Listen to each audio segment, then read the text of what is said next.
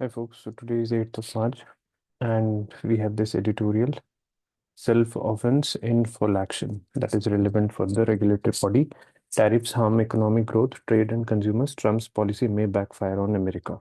So we know that recently Trump has won the election and whatever the tariffs he has imposed on countries that may backfire him. So let's explore like what this article tells about that. So Donald Trump's tariff policy is making headlines once again.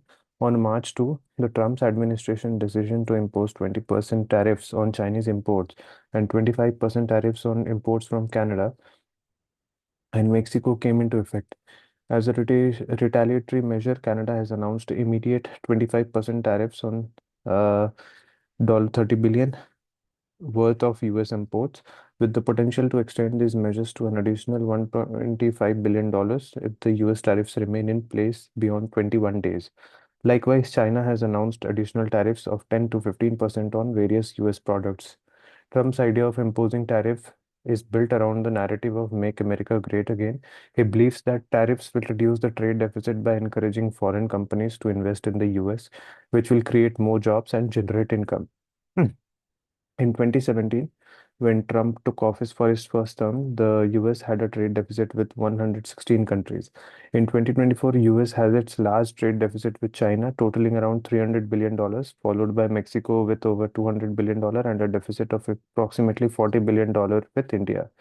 Contrary to Trump's belief, a substantial body of academic literature suggests that tariffs are generally harmful to economic growth, global trade, and consumer welfare.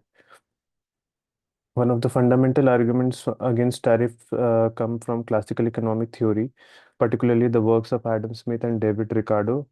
Smith argued that free trade promotes specialization and efficiency, while Ricardo demonstrated that countries benefit from comparative advantage. Tariffs, however, interfere with this natural market mechanism by artificially inflating prices and discouraging efficient resource allocation. When governments impose tariffs, domestic producers may become less competitive, leading to misallocation of resources and inefficiencies in production. Tariffs also lead to higher product prices for consumers. Studies analyzing the impact of US tariffs on imported goods found that costs were primarily passed on to consumers.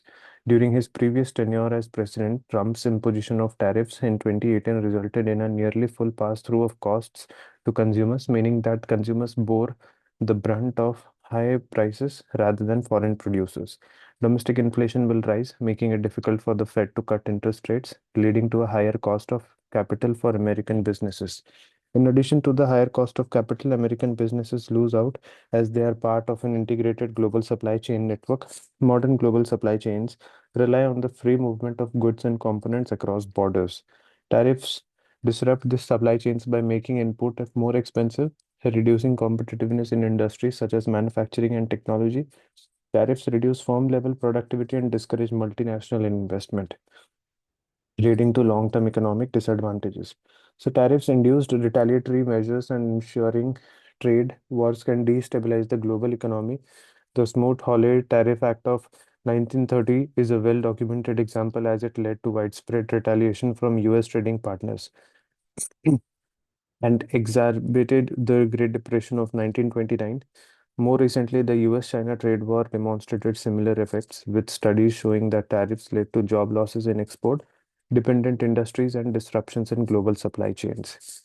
A detailed look at the earlier tariff war between China and the US imposed during Trump's previous tenure reveals that the US is likely to more lose relative to China. Between 2009 and 2024, China's GDP grew at CAGR of 9.01%. Excluding China's trade component with the US, the Chinese economy grew at a slightly lower pace of 8.62%.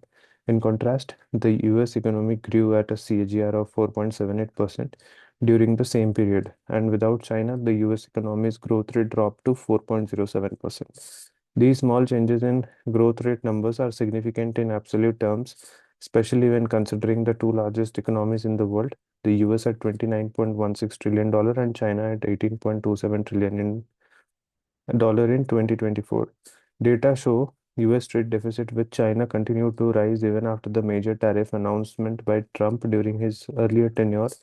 The average annual trade deficit with China was $311 billion during Barack Obama's tenure.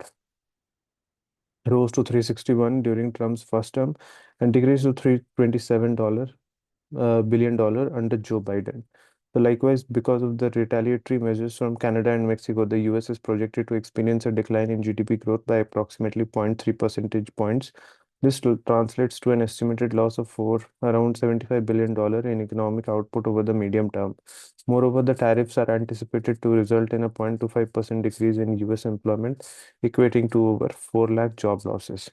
So there are two important takeaways from these numbers. First, trade is beneficial for any country's growth. Second, in the event of a trade war, the US economy is likely to lose out.